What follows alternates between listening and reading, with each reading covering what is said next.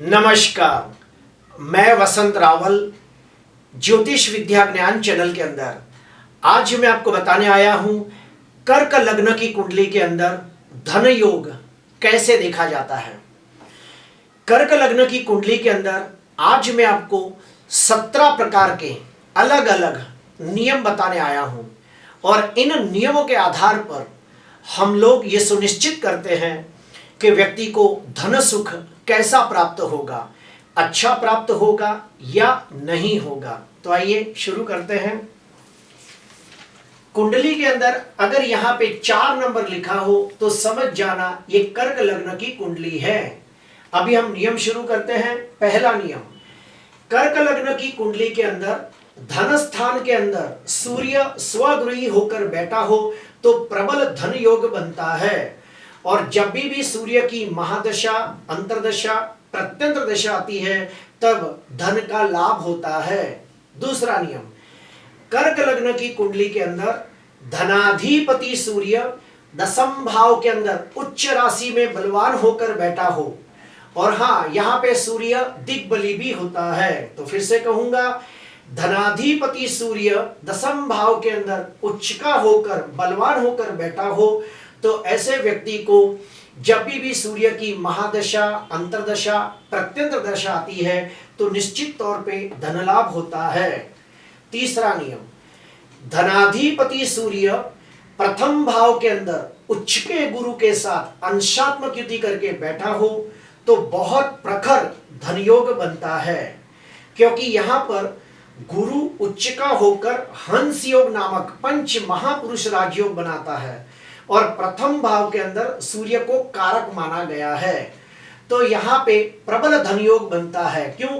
क्योंकि धनाधिपति और भाग्याधिपति की युति केंद्र में होने से प्रबल धन योग बनता है और उस व्यक्ति को सूर्य और गुरु इन ग्रहों की महादशा, अंतरदशा, प्रत्यंतर दशा के अंदर धन लाभ होता है। चौथा नियम, धनाधिपति सूर्य प्रथम भाव के अंदर स्वगृही चंद्र के साथ अंशात्मक युति करके बैठा हो तो भी प्रबल धन योग बनता है। क्यों? क्योंकि चंद्र यहाँ पे स्वगृही होकर बैठा है और प्रथम भाव के अंदर सूर्य कारक माना गया है। दूसरा कि लग्नेश और धनेश की युति केंद्र में होने से भी धन योग बनता है। तो इसका फल कब मिलता है? जब सूर्य और चंद्र इन ग्रहों की महादशा, अंतरदशा, प्रत्यंतर दशा आती है तब उसका फल मिलता है। पांचवा नियम, धनाधिपति सूर्य पंचम भाव के अंदर स्वगृही मंगल के साथ अंशात्मक युति करके बैठा हो तो प्रबल धन योग बनता है। क्यों? क्योंकि यहां पर मंगल स्वगृही होकर बैठा है। दूसरा, सूर्य और मंगल एक दूसरे के परम मित्र है। तीसरा, धनेश और पंचमेश का संबंध त्रिकोण भाव में होने से भी धन योग बनता है। तो इसका फल कब मिलेगा? जब भी सूर्य और मंगल इन ग्रहों की महादशा, अंतरदशा, प्रत्यंतर दशा आएगी तब उसका फल मिलेगा। छठवां नियम, धनाधिपति सूर्य नवम भाव के अंदर स्वगृही गुरु के साथ अंशात्मक युति करके बैठा हो तो धर्मात्मा योग नाम का बड़ा राजयोग बनता है और ये एक प्रकार का धन योग भी है। तो ऐसा व्यक्ति अपने ज्ञान और अपनी विद्वता के वजह से बहुत अच्छा धन अर्जित करता है। लेकिन कब? जब सूर्य और गुरु इन ग्रहों की महादशा, अंतरदशा, प्रत्यंतर दशा आती है तब। सातवां नियम, धनाधिपति सूर्य दशम भाव के अंदर भाग्याधिपति गुरु के साथ अंशात्मक युति करके बैठा हो तो यहाँ पे राजलक्षण योग नाम का राजयोग बनता है जो एक प्रकार का प्रबल धन योग है और इसके अंदर तीन शुभ स्थिति निर्माण होती है। कौन सी? तो सुनिए, धनाधिपति सूर्य यहाँ पे उच्च का होकर बलवान होता है। दूसरा, दशम भाव गुरु का कारक भाव है। तीसरा, धनेश और भाग्येश की शुभ युति केंद्र में होती है तो प्रबल राजयोग बनता है। तो ऐसे व्यक्ति को सूर्य और गुरु इन ग्रहों की महादशा, अंतरदशा, प्रत्यंतर दशा के अंदर बहुत अच्छा धन लाभ होता है। आठवां नियम, धनाधिपति सूर्य उच्च का होकर दशम भाव के अंदर स्वगृही मंगल के साथ बैठा हो तो सोने पे सुहागा जैसा फल मिलता है, क्योंकि यहाँ पे 4 प्रकार की शुभ स्थिति निर्माण होती है। पहला, दसम भाव के अंदर स्वगृही मंगल रोचक योग नाम का पंच महापुरुष राजयोग बनाता है। दूसरा, मंगल स्वगृही होकर दसम भाव में बैठा हो तो कुल दीपक योग नाम का भी राजयोग बनाता है। तीसरा, सूर्य भी दिग्बली हो रहा है और चौथा, मंगल भी दिग्बली हो रहा है।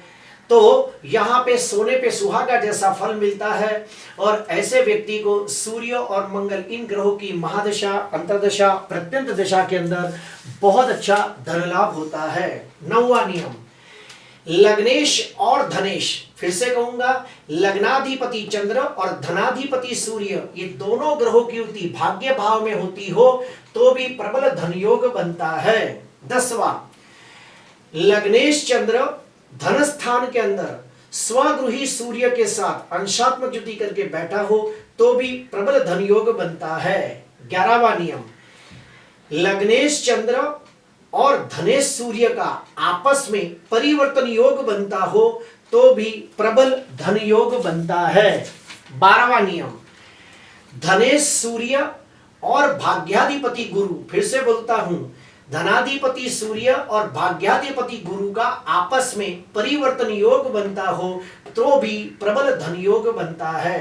13वां नियम, धनेश सूर्य और कर्मेश मंगल का आपस में परिवर्तन योग बनता हो तो भी प्रबल धन योग बनता है।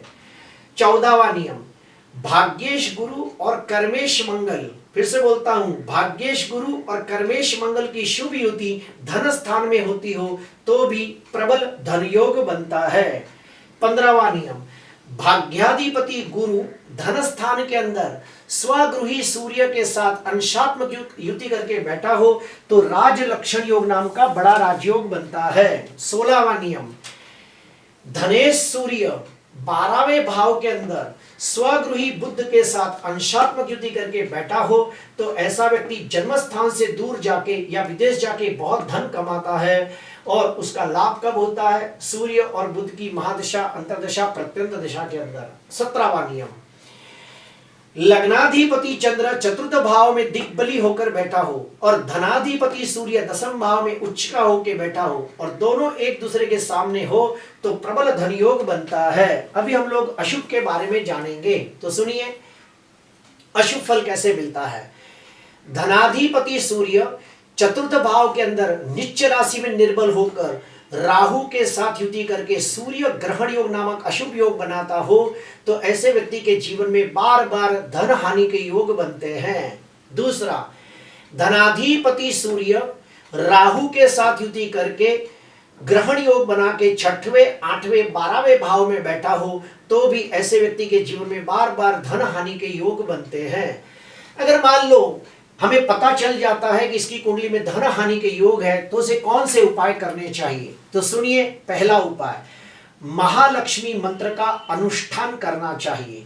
दूसरा, कुबेर मंत्र का अनुष्ठान करना चाहिए।